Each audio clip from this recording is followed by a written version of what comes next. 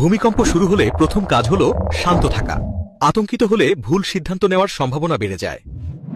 কম্পন অনুভব করলে মজবুত টেবিল বা ডেস্কের নিচে আশ্রয় নিন এবং টেবিলের পা শক্তভাবে ধরে রাখুন। জানালা, কাচের দরজা বা ভারী জিনিসের কাছ থেকে দ্রুত সরে যান, কারণ এগুলো ভেঙে পড়ে গুরুতর আঘাতের কারণ হতে পারে। মাথা ও ঘাড়কে হাত দিয়ে সুরক্ষিত রাখুন, কারণ ভূমিকম্পে সবচেয়ে বেশি আঘাত আসে ওপর থেকে পড়ে যাওয়া জিনিসের কারণে। ভূমিকম্পের সময় কখনোই লিফট ব্যবহার করবেন না, প্রয়োজনে সিঁড়ি ব্যবহার করুন। মোবাইল চার্জ সেভ করে জরুরি বার্তা ও সরকারি নির্দেশনা পর্যবেক্ষণ করুন। ভূমিকম্প থেমে গেলে গ্যাস, বিদ্যুৎ ও পানি লাইন বন্ধ করে দিন, যাতে পরবর্তী দুর্ঘটনা এড়ানো যায়। কম্পন থামলে খোলা জায়গায় যান, উঁচু ভবন এবং বিদ্যুৎ লাইনের কাছ থেকে দূরে থাকুন।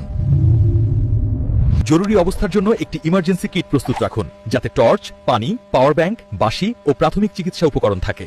মোবাইল নেটওয়ার্ক বন্ধ থাকলে ব্যাটারি চালিত রেডিওতে জরুরি তথ্য শুনুন।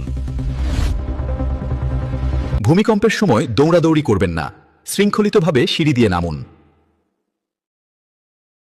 বাড়ি ও অফিসে ভারী আলমারি বা তাকগুলো দেওয়ালে শক্ত করে আটকান, যাতে ভূমিকম্পে পড়ে না যায়।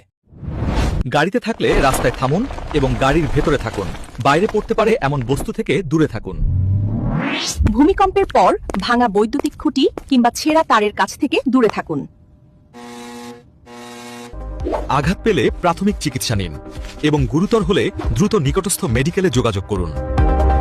ভবনে বড় ফাটল দেখলে ভেতরে প্রবেশ করবেন না।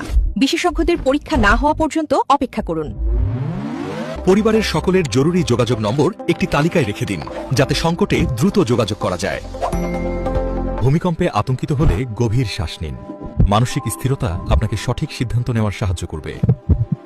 ভূমিকম্পের পর নিরাপদে সরে যাওয়ার পথ আগে থেকেই জেনে রাখুন, যাতে আপৎকালীন অবস্থায় দ্রুত সরে যেতে পারেন। যে কোনো বিপদের সময় সরকারি হেল্পলাইন নম্বরে যোগাযোগ করুন এবং যাচাই করা তথ্য ছাড়া গুজবে বিশ্বাস করবেন না।